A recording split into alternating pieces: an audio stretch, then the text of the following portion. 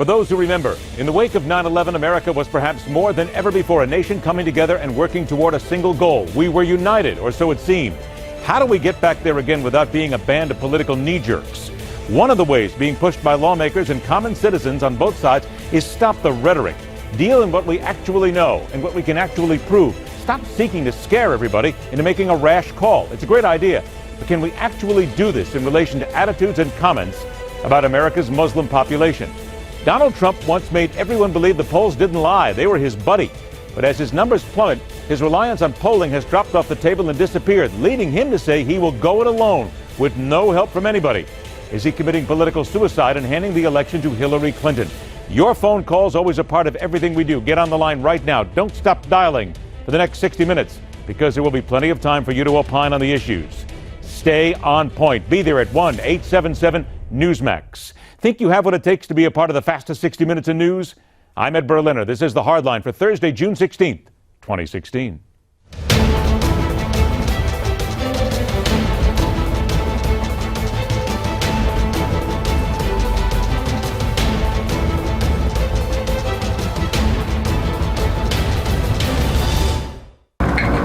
My peace is knowing that and taking comfort in knowing that she's in a peaceful place. I was at peace when I got that phone call from her friend. I was not tormented. I didn't feel, per se, at unrest.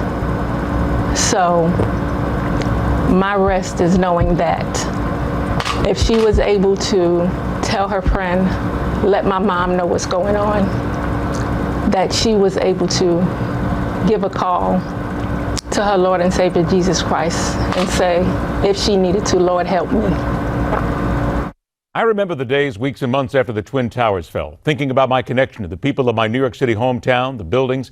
I remember all the talk about healing in the wake of being personally affected, with having my life, our lives turned inside out, having our security ripped from us and being thrust into a new world we weren't ready for.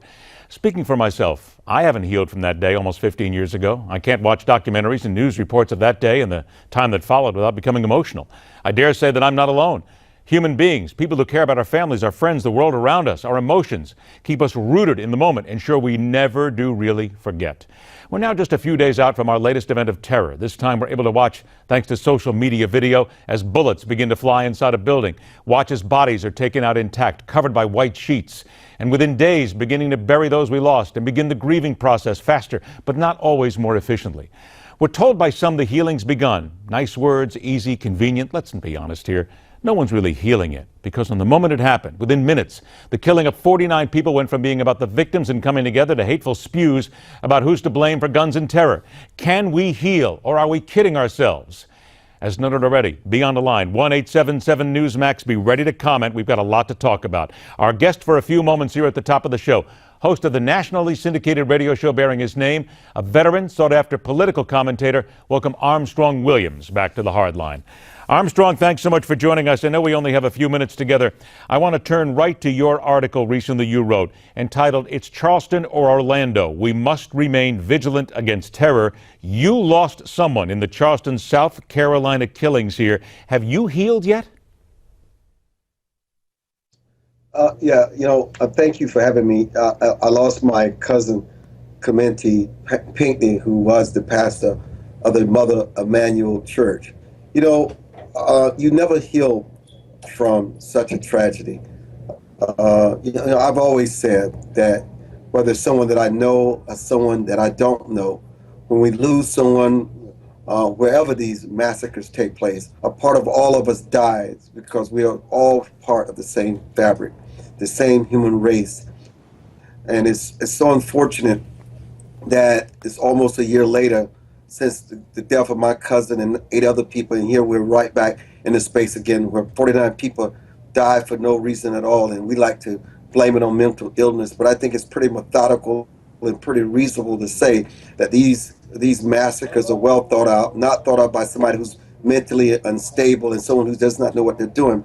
While you may never heal from it, while you will never forget it, the only way you can be forgiven by your Creator, by our Creator, and the only way you can make meaning out of this, and the only way you can move on is that you got to forgive and feel and celebrate the lives that they had that were well-meaning, and hopefully that these tragedies discontinue and we'll reach our better angels in life. But I guess it just continues to move on, and people continue to kill for no reason at all. And we claim we learn from these violence attacks, and we go back to normal until we're reminded again that not much has changed. Let me ask you, 30 seconds left. I know you have to leave us, so how do we heal without hate? You know, I'm telling you, I hate to tell you this, I'm having the worst time hearing you. Could you repeat that for me, please? How do we heal without hating? Look, I've never been a person to harbor anger and resentment. While I may get upset and highly intense about a situation, once I've addressed it and I've communicated, I've come to an understanding, I let it go. I never come back to a place of anger and hate and emotional trauma, because you know what? It's like a cancer. It's like a poison that eventually destroys you. And if we allow ourselves to rent space in our minds and our souls to those that want us to hate, that those that want to get in our head and make us believe that there's no reason for living, that there's no cause for being kind, there's no cause for helping people and for trusting people, to believe that everybody is mean-spirited and that they're no good, and we have ceased to live and ceased to live out the expectations that God Almighty has for all of us. And so, you know, you've got to forgive. You cannot give in to this anger and hatred, even though it's all around us. And while it may happen every year or every 2 years, it happens too often. And what those feelings can do, they can resurrect those feelings that I felt for my cousin Clementa Pinckney and all the other 8 people and other people who died senseless deaths. And when you see what's happening in Orlando, it's so easy to come back to that place, but you've got to find the strength to realize that there's a greater good, and you've got to represent and always be an example of that greater good. Armstrong, I know you have to leave. I'll look forward to spending more time with you next time, my friend. Armstrong Williams, thank you so much for joining us and your words. Let's go ahead and take what Armstrong Williams just talked about, and let's get to it right here at the top of the show. We got a couple of minutes now, so let's roll into this at 1-877-NEWSMAX. I want you to stay on point here, people, because it's important to deal with what Armstrong Williams and we are talking about here tonight. His article is entitled again, "It's Charleston or Orlando. We must remain vigilant against terrorism." Got that. But the bigger question here is, how do we move forward, though, without the rampant hate that seems to be there? Quite frankly, after this happened, I happened to be in Central Florida this past weekend when it happened. The television sets were full of what was happening at the nightclub. Every local affiliate was there. Every station was there. They were talking about it all day long. So all day you started to think about it, you started to hear about it, but it was within, and this is a true story, within 5 minutes, because I just happened to look at my watch, after this thing broke, after it started to happen, when everything started to roll, social media all of a sudden was filled with people saying, it's got to be the Muslims. It's got to be a problem. It's got to be about gun control. It's got to be about all these little things. People weren't talking about the fact that 49 people were dead. The thing that they were talking about right off the top was what everybody wanted to complain about politically. And then we get hit by numerous politicians in the days after it, all talking this about politics. And it creates hate. How do we then move forward without the hate? How many of you were here after 9/11? After 9/11, when that happened, I didn't hear a lot of people talking about Muslims or religion. They were talking about the people that died. They were talking about people who jumped from buildings. They were talking about the families that were affected. That didn't last forever, but it lasted long enough. How do we move forward? How do we go forward without getting ourselves caught as a nation that's proud to call itself a land of the free and the home of the brave, without being involved in hate? 1-877-NEWSMAX. 1-877-NEWSMAX. Dial us up. Let's get to it. Bob in Otis, Oregon, you're first up at the hard line. Bob, thanks for joining us. Hello there. I've been looking at your program a long time. I got Fox is nothing but I won't say that's out of the station. But I hate, there's so many people like the ISIS hates all them people, the religion. And I don't know why, because They just don't like them. I get that, Bob. That's good. But how do we as Americans move forward? Let's focus on us. How do we move forward without injecting hate and rhetoric into this when we absolutely have to find a way to heal and bring ourselves together like we did 15 years ago? You ought to get along together. How? How? It's great to say, Bob. How do we do that? Everything is by church. By the church. But what about it, Bob? What do you want us to do? I'm talking about how to move forward without being involved in the rhetoric, okay?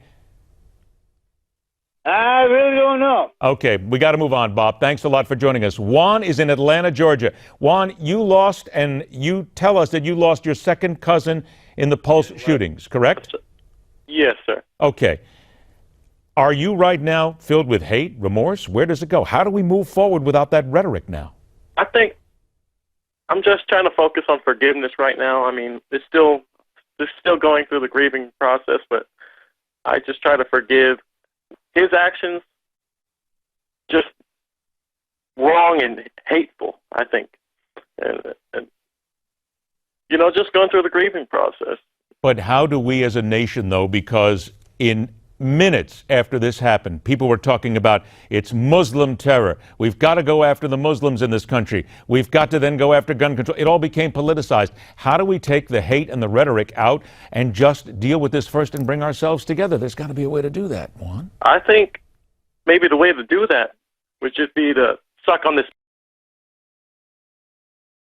We appreciate your call. 1-877-Newsmax. 1-877-Newsmax. I got about 40 seconds left. Jeff in Key Largo, Florida. Go ahead, Jeff.